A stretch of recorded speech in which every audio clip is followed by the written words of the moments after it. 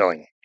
Okay, and speaking of good storytelling, we have a panel session coming up, which will be wrangled by Romy. It's called the Beyond the Paddock panel session. It's my great pleasure to introduce Carolyn Rhodes, Anne Staines, Sarah Cook, and of course, Romy Carey from the NTCA. Please make them all welcome.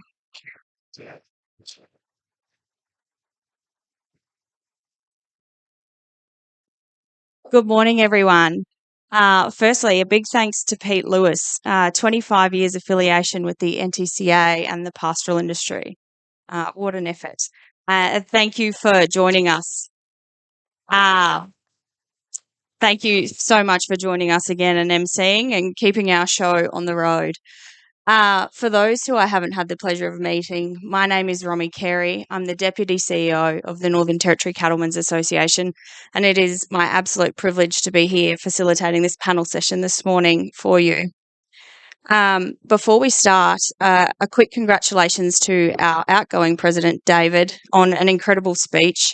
You truly don't ever leave us wondering what might be on your mind, and I'm sure we all appreciate that. However, I think that the biggest thank you goes to Sue for her stellar effort for putting up with you for the last 3 years. Now, I'd like to introduce our amazing panelists, and I'm going to read off my notes for a moment so that my nerves don't get this wrong. Anne, along with your husband, John, you co-founded Lindavale Cattle Company, a company that was recently awarded as one of SA and NT's top 100 producers for the Meat Standards Australia program. And you've also held positions on the NTCA executive, and you're a director of the Cattle Council Australia board. Over to you, Carolyn. You're the inaugural CEO of the Primary Producers SA. You boast over 2 decades of expertise in agribusiness, policy, stakeholder management and regulatory affairs, and you've also previously been recognised among the top 100 women in Australian agriculture. And last but not least, the amazing Sarah Cook, who so graciously jumped in and saved the day when Josie, our previous panellist, was unfortunately unable to join us. Sarah is a passionate advocate for the bush and Central Australian pastoralists, and has a personal mission and motto of never passing up an opportunity, which is how I convinced her to be here today for you all. So I'd like to hand over to you first, Anne, and then down the line. Can you give us a little bit of an introduction on how you started and where you find yourselves today? So, as in the representation? yeah, your introduction into industry.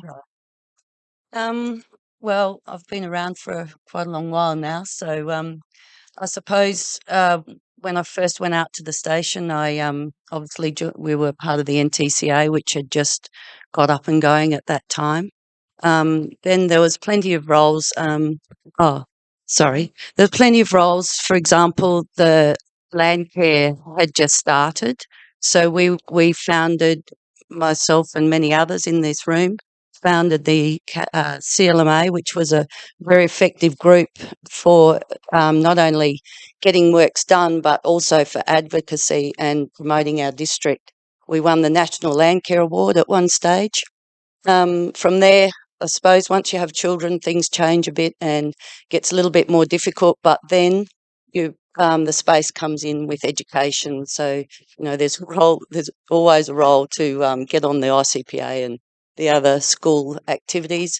Once children grow up, they're not really growing up, but they leave at 12. So then once they've gone at that age, you're sort of able to take on more roles, which I'm very fortunate to have been able to get on the executive of the NTCA. But again, there's they have a form where you just device and then you go along over the years, and so it gives you time to develop and learn, and also the mentoring and the support through the NTCA to enable us to take on these roles is amazing. So, and from there, I took on the Cattle Council, which is probably one of the most biggest challenge I've faced in my time. But again, with the support of David, Will, and Henry, we were able to get get the show on the road, as wheels kept falling off, and I can't really express my gratitude to them for the support that I was shown, and the development that it allowed me to encourage to represent our organisation. That's definitely a well-rounded portfolio of participation. And Sarah? And the question was, how did I get involved? I guess right from an early age, I realised that the movers and shakers in my room were the men. Growing up around the kitchen table on cattle stations, and so I thought once I, had a bit of time and career, came back to the bush, and I thought, well, I'm going to start going to these meetings. But of course, when you go to the meetings, just like today, when we're listening to our speakers this morning, and just with Angus now, there's all these opportunities that need to be driven from the ground up, and if you're willing to put your hand up and be part of that conversation, you can bring a lot to the room. And I think sometimes we, as women, feel like we might be too busy, or we might not have the expertise or whatever, but we can give as much as we can, and then somebody from the next level up, they can take it further. But while they're taking it further, you're getting the opportunity to be mentored as well. So yeah, I'm not sure. Did I answer your question? Yeah, you've done well, sir. And over to you, Caroline. So I grew up on a very small property, and I won't mention how many cattle we had for fear of embarrassment in this room. But I studied ag science, and I really loved politics, and I managed to combine both and pursue a career in agri-politics. So my teeth at the SA Farmers Federation a long time ago, and there are a few of us in the room that date back that far. And I was actually part of the Future Leaders Committee, and that was really just such a fantastic platform to support and develop a peer network. And through that time, we were looking at the deregulation of the wheat industry, and it was just a brilliant era.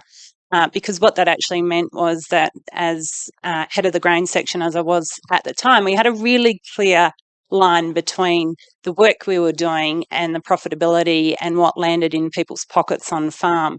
I think, fast forward 20 years, and the policy issues that I'm dealing with, interestingly, through a new, structure of the Farmers Federation. We're now Primary Producers SA, so it's a federated structure of 6 key commodity groups as opposed to individual farmers joining. And the issues that occupy my time are very much in the broader environmental and social policies. And I think that's a really big difference. I was able to apply my ag science degree within my agri-political context, starting off working really closely with the RDC structures and looking at the way in which we could really focus on productivity gains. And now I find myself having to almost defend our sustainable agricultural products and the way in which we undertake our farming system in a very different political environment. So that initial ambition to combine ag science and politics, I guess I've managed to do just that. And the challenges have certainly changed over the years. And I think this morning was a great way to really put on record just how significant some of the challenges are outside of our commodity lens, and how indeed a global outlook is starting to shape the way in which we'll produce food and fibre in this country in the future. Absolutely. And I think that goes back to this panel session is called Beyond the Paddock. And this morning's sessions have really highlighted grunt work that goes in beyond producing cattle and beyond our paddocks and our day jobs. And you have done so much, all while raising a family, juggling a business, and supporting your local associations through Landcare, through ICPA, through NTCA. How have you managed and prioritised that time? And when making the decision to commit to that, what was your process that you went through? I'm not sure I went through many processes, but You weren't in the room, were you? but I think I covered earlier, it depends on your stage of life. But I think you need support. You have to have some sort of family support or extended family support to be able to go away and leave your business. Often turns out it's a trucking date or something like that. And so, yeah, I'd just say support, really. Yeah, and the juggle is very real, isn't it? Yeah. And for you, Sarah, as the most recent past president of the RCPA, NT, the time impost on your day to day, how do you make sure that you're committing the time and dedication that is needed to your position as president, as well as meeting your day to day duties? So, Romy, first of all, you have to get over the guilt and really learn to believe that you live in a holistic world that is connected to so many other things. You are not in a bubble. You might be, you might see the same people every day and do the same thing every day out on the property, but you are such a big part of the bigger picture in so many ways. And so you've got to get over the guilt of stepping away from that practical work, and you've got to really understand that you have something to bring to the wider community. And I think once you get past that guilt, then you start to realise that the advocacy and the contribution in all of those community and industry events that you attend, and mind you, people often poo-poo them. Oh, how can you sit there through such an all crap anyway, blah, blah, blah. But you know what? If you don't turn up, who is going to? And we've just been given a really sharp reminder by David and Todd and the other David and now Angus. There are some serious external things going on in this world that need to be driven from the ground, and we need to stop disengaging ourselves and thinking that we have to work harder on the land or, turn up every day at 5:30. We've actually got to realise that we're really part of this big picture and stop feeling guilty about not turning up for trucking, Anne. I hope you didn't feel guilty. Because you're bringing important things to your world. Yeah. Absolutely. And Caroline, we had a chat about this last night. And Sarah just touched on it. We're a part of such a bigger picture, and we carry the torch for just a short amount of time in all of our capacities, in all our various roles. The strategic vision and the driver, currently sitting in your role now, how do you make sure that we continue that forward? Well, I'd like you to talk to my members. Always welcome new funding. I think for me, it's getting alignment for purpose. And we have just gone through Primary Producers SA. We've reformed our business model about 10 years ago, but we're actually an extension of a farm organisation network that goes back probably over 100 years. And it has really strong roots in the concept of property rights and of supporting one of the biggest economic contributors to our state in South Australia and more broadly to the national economy.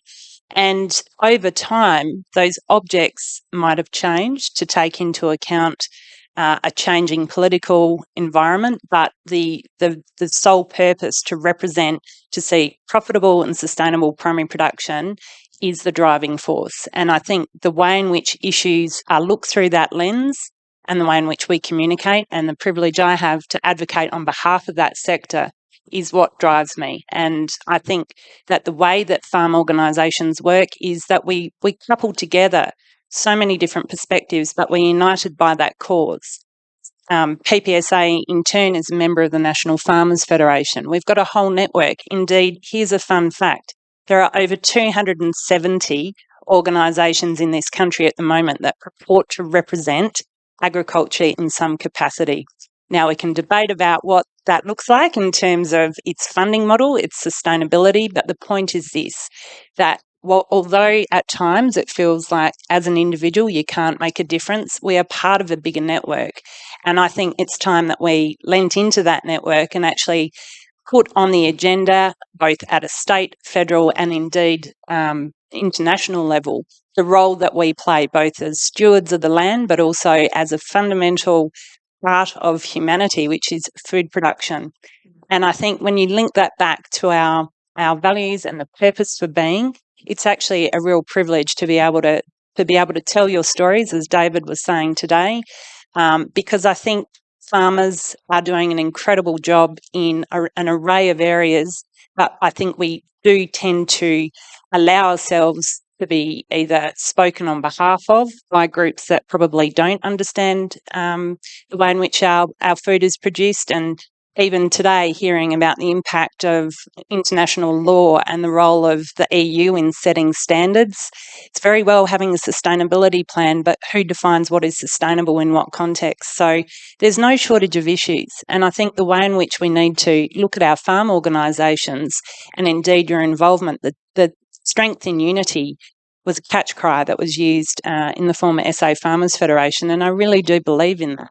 And that comes from having grassroots involvement and taking those issues that matter to you on your farm, whilst also taking a future lens and understanding what those challenges are and making sure that you can remain in business and that you have the confidence to invest. And indeed, the way that capital markets then look into Australian agriculture, I think is a responsibility on all our behalf to be really clearly articulating what sustainable agriculture means in this country. So I think the way that farm organisations have evolved over time, we are talking to a different audience. Maybe the issues evolve over time, but the purpose remains really strong. Yeah, thank you. I totally agree. It's definitely a privilege to advocate on behalf of our industry. It's a job that I absolutely thoroughly enjoy. I just want to throw to you for a second, Anne. You have seen the structure of the NTCA, you know it inside out, and you have been a director on Cattle Council Australia, our national body. How important do you think it is for us? We're the only state farming organisation that's solely focused on beef cattle production, and we've got Cattle Australia. How fundamental do you see that relationship and that communication? Look, I think it's really important. I mean, everyone in this room, just about every producer in the Northern Territory is a member of the NTCA, and we do have that unity. We have the ability to speak on all of our behalf in one voice, but we now need to get behind Cattle Australia. We need to be a member and get behind it because we need the national representation. And now, as we've heard today from Todd, we actually need international representation. So that's... Are you putting your hand up for a position, Anne? So, yes, the NTCA is just an incredible model that can be effective at the state level, but also at the national and now hopefully international level. Absolutely. And our strength certainly comes from the unity of our membership. Sarah, I could see you nodding along to everything Anne was saying. Do you have any extra thoughts you want to add to that? No, but I just think that I was talking to the lady behind me before. I don't know, maybe as you get older, you realise that gap between me and somebody in America is smaller. But there's so many things going on in this world now. What's happening just in a cattle station 100 k's that way is actually having an impact in a burger shop in America, right? So we've just got to stop thinking that we can't make a difference, and we've got to always turn up and believe that our participation individually and as a united group and as a single voice is going to change the world. Absolutely. And that segues perfectly. And again, we touched on this last night. Connectivity is something that's so critical in the regions, and without it, our businesses don't function. But Carolyn, how have you seen connectivity play out in the agriculture space as far as it contributes to workloads and accessibility to politicians or accessibility to, other representative bodies in different countries? Well, I think we're so lucky as a sector to have the strong representation we do in Canberra. And I once worked for the federal peak Commodity Council, Grains Council of Australia. And while you're grappling with how you're represented federally as a sector, look no further than grain. We lost such a big opportunity at the time of deregulation because we had an implosion of our national representative body and in turn a duplication. And we still are wrangling with that, almost 20 years later. I do think what we need to do is better leverage those networks because there's a lot of duplication that occurs. And that's not necessarily a bad thing if we look at particular issues. And as I mentioned in my opening remarks, things like biodiversity or that environmental agenda that is very much shaping the influence of agricultural policy and in turn the way in which you'll conduct your business in the near future. We need to be able to look at that from a commodity lens because that's where you derive your money, that you need to have a close eye on the market. But more broadly, and this is where PPSA comes into it and NFF, to be able to have cross-commodity representation on big ticket items that do impact all those sectors and in turn the way in which our industry can operate and continue to perform. We've got the NFF target of $100 billion. Let's not kick our own goal as a country by imposing red tape and imposing a whole raft of unnecessary regulations because we've actually got to keep our eye on that global position. We're big exporting country in terms of our contribution as a sector in South Australia. Over 50% of our merchandise from South Australia are agricultural goods. So when we talk about balancing in terms of trade, when we talk about Australia's position in the world, agriculture is very much part of that. And we're also part of this environmental discussion given the land stewardship services we provide. So in terms of connectivity, I think it's really important that we don't look in isolation at a particular industry or at a particular region. What we have to do is understand how to aggregate that and the power of the NTCA being able to then take that position federally. And we're constantly adding because I can tell you that when you start to look at those broader issues, the ag sector needs multiple voices in order to counter a whole raft of other voices. We've heard that today in relation to activism. And, they're just so well organised. I think Todd talked about the tentacles. Well, those tentacles are very much have the potential to strangle our industry's profitability if we don't speak up. So I'm a big advocate for making sure that we have really strong organisations. As I said, the jury's out about how to consolidate those organisations.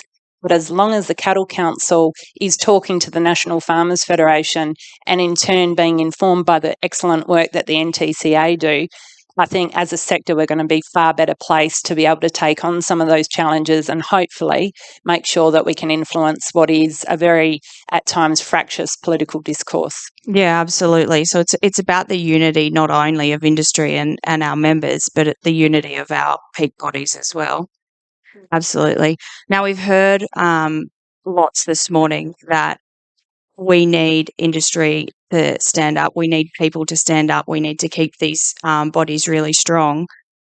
Anne and Sarah, as people who have stood up in these organisations, what would you say to somebody considering a role who might be sitting in the crowd or part of our future NTCA program, or maybe even too frightened to put their hand up for that? What would you say to them about entering these positions?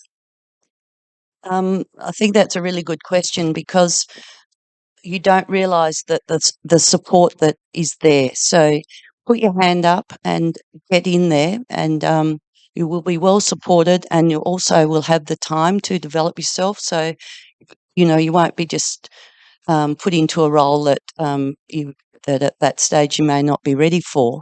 But definitely the path is there for us to develop everyone all these young people that can go forward and represent our organisation.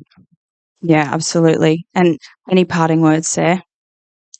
I just,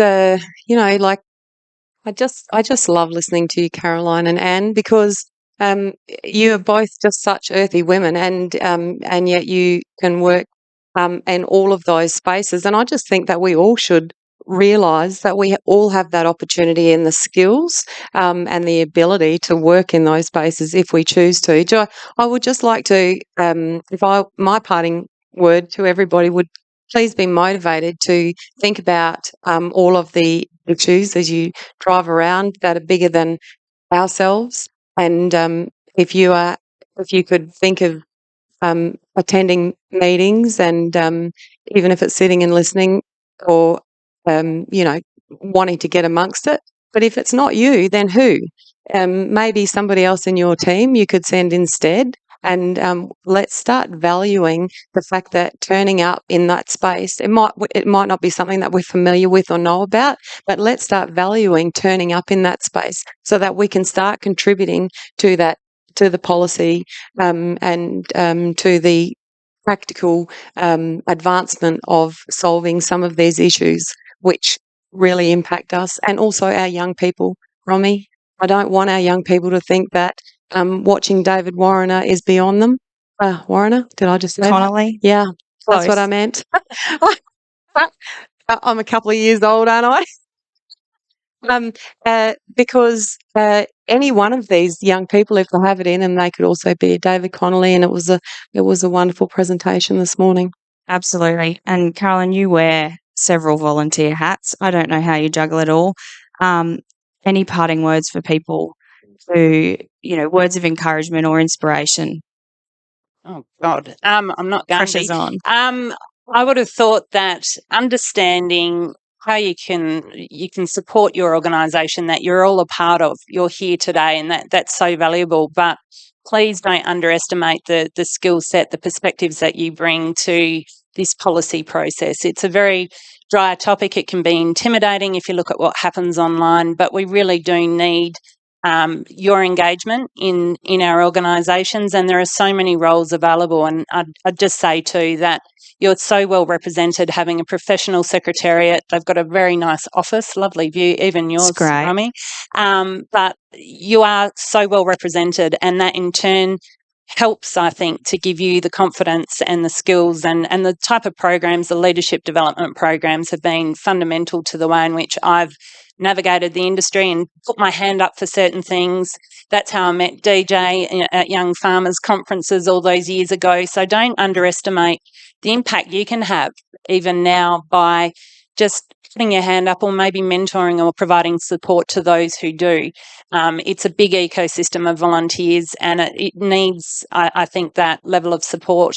And the organisations will continue to thrive if we've got really strong, capable people coming up. And that starts with just simply volunteering and putting your hand up, and also tapping into the resources that these organisations can extend to you. So encourage others and make sure that you support the people that do, because there's enough criticism out there. I think, DC talked about some of those, that cancel culture that exists. Well, we've got to actually double down and support our producers who are putting in volunteer hours, but just know that the organisations that serve you would welcome your participation. Absolutely. Absolutely. And thank you so much for being up here today. I know that it's not easy. And certainly our industry is one of the most challenging to work in. But I wager that it is also one of the most incredibly rewarding industries to work in. So thank you very much for your time, and thank you for being here.